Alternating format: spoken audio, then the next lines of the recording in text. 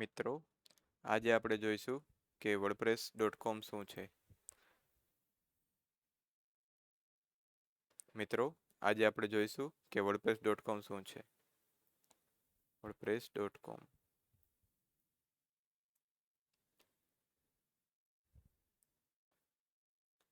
wordpress.com એક એવું tool છે કે જેનાથી તમે તમારો બ્લોગ, તમારો વેબસાઇટ એ સ્ટાર્ટ કરી શકો છો. તો અહીંયા તમે જોઈ શકો છો wordpress.comની વેબસાઇટ છે.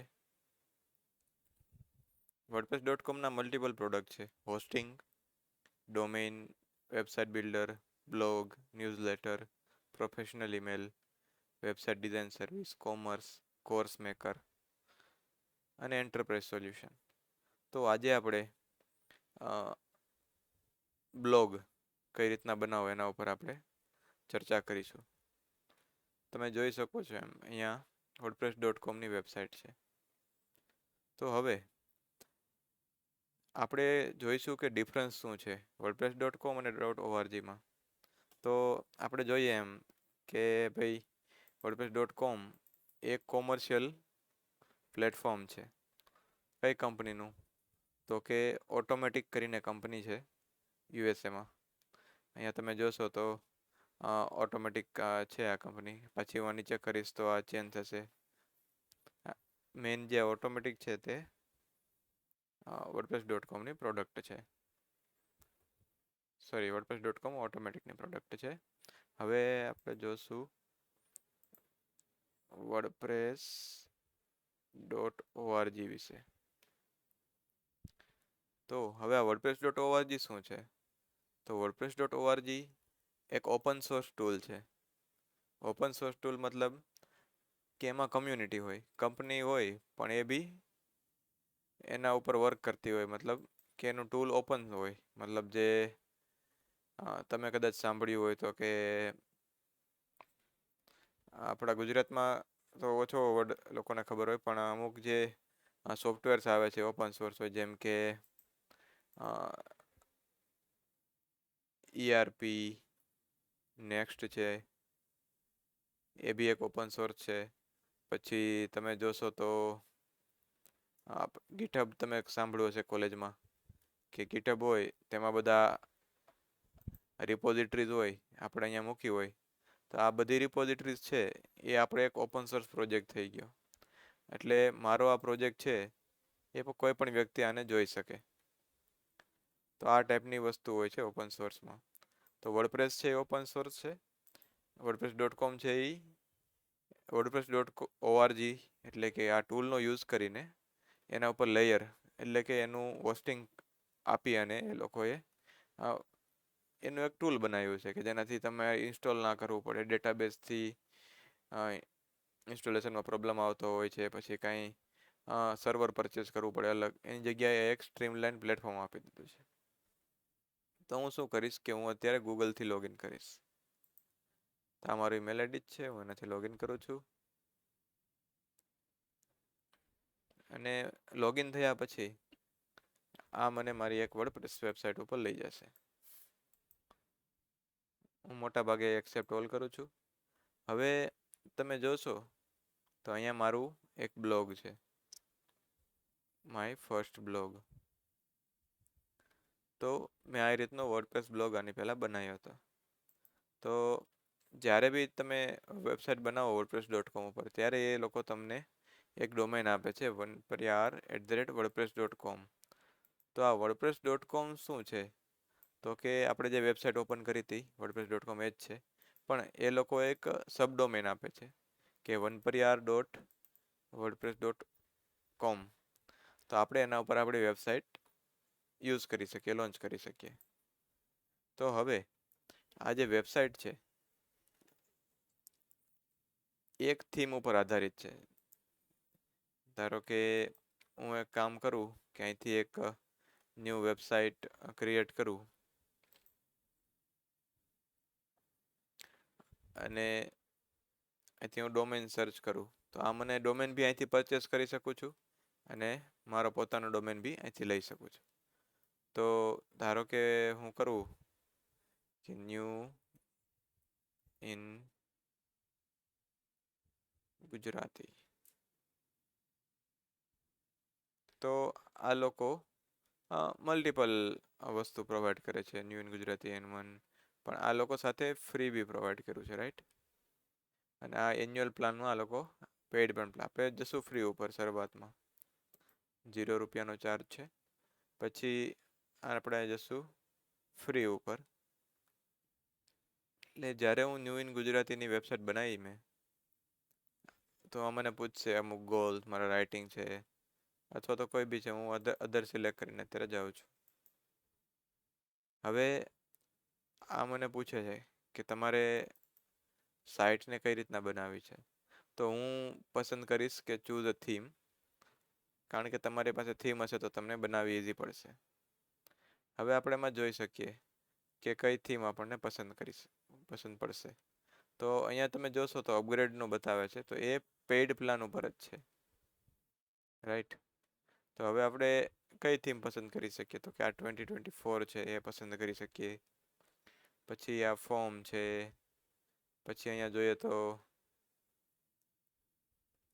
અમુક થીમ્સ એવી હશે કે જે આપણે પસંદ કરી શકીએ. ધારો કે આ અત્તર છે. પછી અહીંયા જોશું તો બસ મોસ્ટલી થોડીક જ થીમ છે.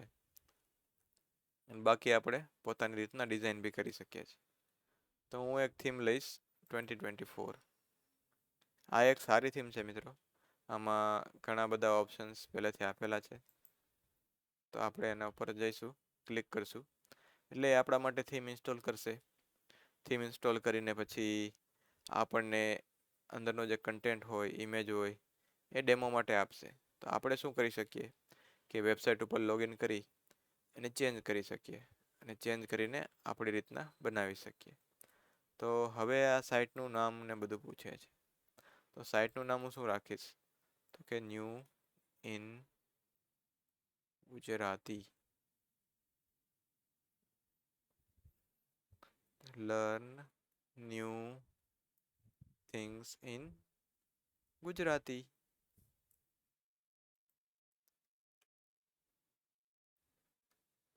તો આપણે ગુજરાતી માટે આ રાખી દીધી. સાઇટ નેમ આપી દીધું છે, રાઈટ છે. પછી હવે જોશું આપણે આગળ સિલેક્ટ ડિઝાઇન. તે આપણને ડિઝાઇનનું પૂછે છે. તો આપણે ડિઝાઇન તો ઓલરેડી સિલેક્ટ કરી લીધી છે, અથવા તો આપણે અહીંથી આ સિલેક્ટ કરી શકીએ.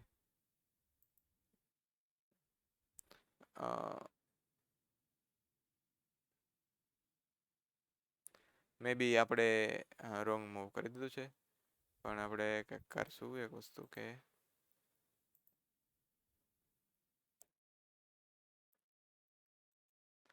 Write a post.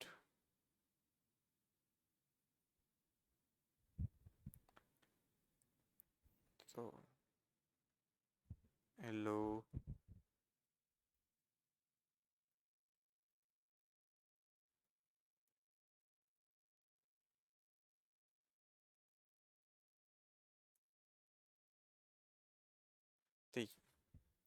પછી અહીંયા આપણે મલ્ટિપલ બ્લોકના ઓપ્શન આવે છે. તમે જોઈ શકો કે મલ્ટિપલ વસ્તુ આપણે એડ કરી શકીએ. અહીંયાથી તમે કોઈ બી તમને પસંદગીવાળો બ્લોક લઈ અને તમે અહીંયા મૂકી શકો છો. તો હું અહીંયા મૂકીશ એક quote. Learning is the learning.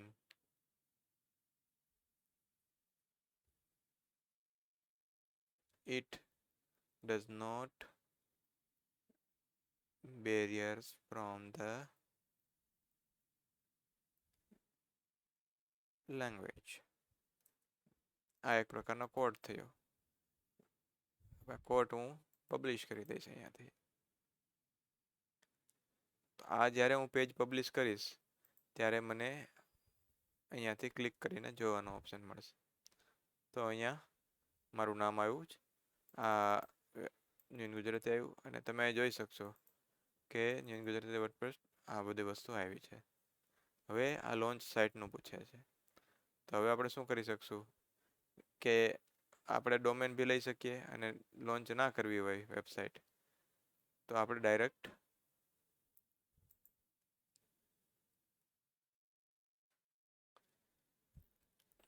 આપણા ડોમેનને યુઝ કરી શકીએ. હવે આપણે નેક્સ્ટ સ્ટેપ ઉપર જઈએ. Edit site design. તો આમાં મલ્ટિપલ ઓપ્શન હોય છે. તમે એનો યુઝ કરીને સાઇટ ડિઝાઇન અપડેટ કરી શકો છો. આ કંઈ ટેક્સ્ટ ચેન્જ કરવો હોય એ અહીંયાથી ટેક્સ્ટ એના પર ક્લિક કરશો ફોર ધ ફ્યુચર. અહીંયા સેવ કરો એટલે આ તમારી વેબસાઇટની ડિઝાઇન અહીંયાથી ચેન્જ થઈ જશે. તો શું હતી વેબસાઇટ? New in. તો આ આપણી ડિઝાઇન થઈ ગઈ. રાઈટ, આપણે સેવ કરી દીધી. આપણે બેક જઈશું. મોસ્ટલી બધા સ્ટેપ કમ્પ્લીટ થઈ ગયા. Launching site. યસ, આપણી આ સાઇટ લાઈવ થઈ ગઈ છે. ક્લેમ બી કરી શકીએ છીએ આપણે ડોમેન, પણ અત્યારે આપણે એ નથી કરતા. હવે અહીંયા આપણને પૂછશે કે તમારે ચેન્જ કરવું છે કે નહીં, કે શું છે. તો મિત્રો તમારે તમારા ઉપર હોય છે કે તમે ડોમેન લેવો કે નહીં. એનો એક ડોમેન સાથે એનો ચાર્જ એસોસિએટેડ હોય છે.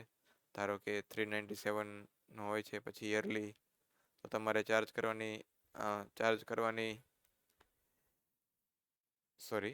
ચાર્જ પે કરવાની કેપેસિટી હોય, મતલબ કે બજેટ હોય તમારી પાસે, તો તમે આ લઈ શકો છો. મારી વાત કરું તો મને સ્ટુડન્ટ લાઈફમાં મેં આ બ્લોગ બનાવ્યો હતો વન પર યાર વાળો. તો એ મેં ફ્રીમાં હતું એટલા માટે બનાવ્યો હતો.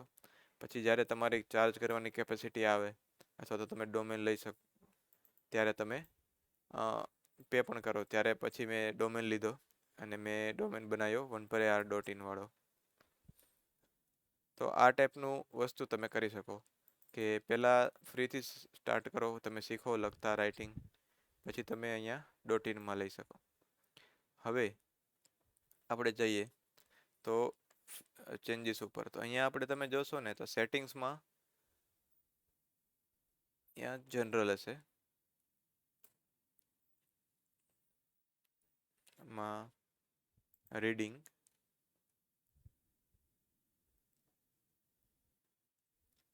તમારે તમારું ડિફોલ્ટ પેજ ને બધું સેટ કરી શકો. પછી તમે આગળ જશો તો અહીંયા પરફોર્મન્સ છે. એમાં મલ્ટિપલ તમે વસ્તુ સિલેક્ટ કરી શકો. હોસ્ટિંગ કન્ફિગરેશન છે, SFTP SSH ને બધું. પછી તમે અહીંયા પોડકાસ્ટિંગ માટે પણ એક આ લોકોએ યુઝ કરેલું છે. એવા મલ્ટિપલ ટૂલ્સ જે તમે અહીંયા યુઝ કરી શકો છો. પછી જનરલમાં તમે જશો તો જનરલમાં અલગ અલગ વસ્તુ કે ભાઈ કમિંગ સૂનનું પેજ મૂકવું, ક્રેડિટ મૂકવા અને એ ટાઈપનું અહીંયાથી તમે ડિલીટ કરી શકો બધી વસ્તુ. આ તમારા પેજીસ છે, તો પેજીસ અહીંયા દેખાશે બધા. તો અત્યારે હોમ પેજ એક મેઇન આપણું પેજ હતું જોતા હતા,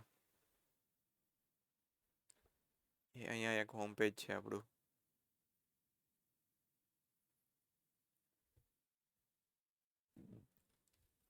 તો ત્યાંથી તમે હોમ પેજ ચેન્જ કરી શકો કે ભાઈ મારે આ ઇમેજ ચેન્જ કરવી છે, તો અહીંથી હું રિપ્લેસ કરીશ, સિલેક્ટ ઇમેજ કરીશ. એની જગ્યાએ મારે ગૂગલ ફોટોઝમાંથી લેવા છે કંઈ,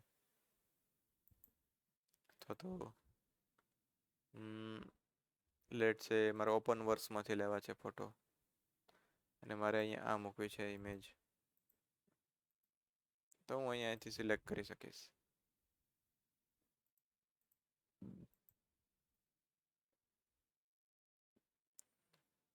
તો હવે એ ઇમેજની જગ્યાએ મારી આ ઇમેજ થઈ ગઈ.